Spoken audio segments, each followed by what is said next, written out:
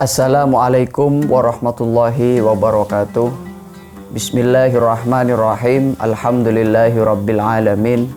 Wassalatu wassalamu ala ashrafil anbiya'i wal mursalin, Sayyidina wa habibina wa syafi'ina wa qurrati a'yunina wa tabibi qulubina Muhammad wa ala alihi wa sahbihi wa man tabi'a sunnatahu waqtada bihuda ila yaumil liqa'illah. Amma ba'du.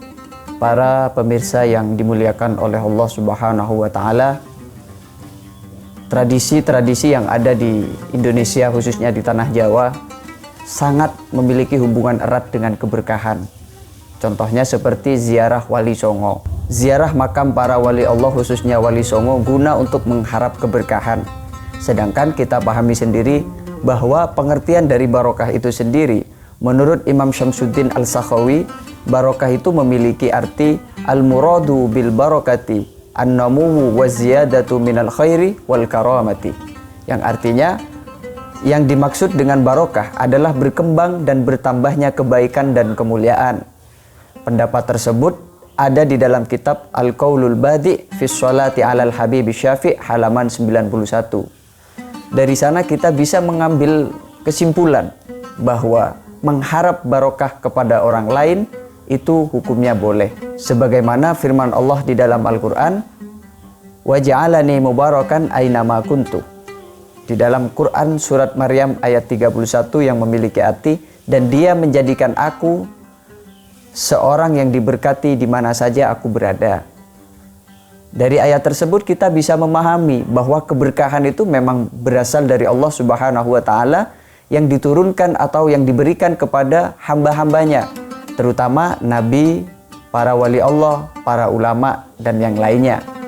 Sedangkan Rasulullah SAW memberikan contoh mengunjungi tempat yang diberkahi oleh Allah Subhanahu wa Ta'ala, sebagaimana yang tercatat di dalam kitab Sahih Bukhari 1118.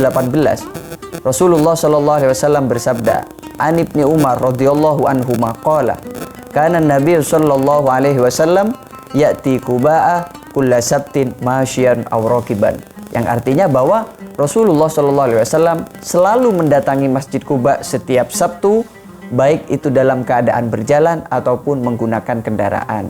Dari hadis tersebut bisa disimpulkan bahwa Rasulullah SAW mendatangi Masjid Quba untuk mengharap barokah, karena Masjid Quba sendiri merupakan masjid yang diberkahi oleh Allah Subhanahu wa Ta'ala.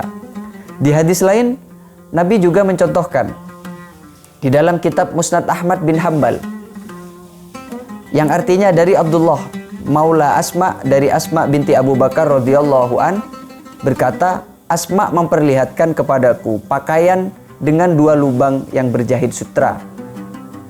Asma lalu berkata, ini adalah pakaian Rasulullah SAW yang pernah beliau kenakan.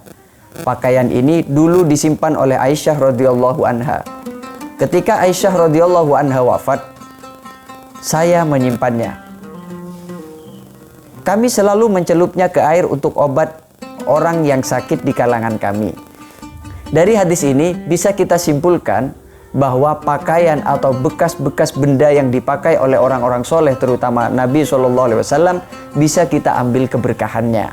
Namun poin penting yang harus kita ambil dari masalah keberkahan ini, bahwa tujuan kita sebenarnya untuk mendapatkan rahmat dan pertolongan dari Allah Subhanahu wa Ta'ala. Karena sesuai yang kita tahu, sesuai yang kita sadari, bahwa kita sebagai hamba, sebagai umat Nabi Muhammad, merupakan salah satu banyak berbuat dosa, banyak membuat kesalahan, sehingga mengharap barokah sebagai sarana untuk mendapat keberkahan dan pertolongan Allah Subhanahu wa Ta'ala. Sudah jelas di dalam Al-Quran, di dalam hadis, para ulama juga sepakat bahwa mengharap keberkahan terhadap benda ataupun ziarah kepada Wali Songo merupakan suatu perintah atau suatu anjuran yang harus kita lakukan guna untuk mendapat rahmat Allah Subhanahu wa Ta'ala. Sebelum kami akhiri, semoga di Ramadan tahun kali ini kita diberi kesehatan, diberi kekuatan untuk melaksanakan apa yang dianjurkan oleh Allah Subhanahu wa Ta'ala, juga dianjurkan oleh Nabi SAW, guna untuk menambah pahala, guna untuk menambah keberkahan di bulan Ramadan ini. Semoga kita masih berjumpa di Ramadan tahun yang akan datang. Demikian yang bisa kami sampaikan, kurang lebihnya mohon maaf apabila ada kesalahan tutur kata atau yang tidak mengenakan hati kepada pemirsa. Kami mohon maaf. Hadanallahu wa iyyakum ajmain. Wallahul muwaffiq ila aqwamit thoriq. Wassalamualaikum warahmatullahi wabarakatuh.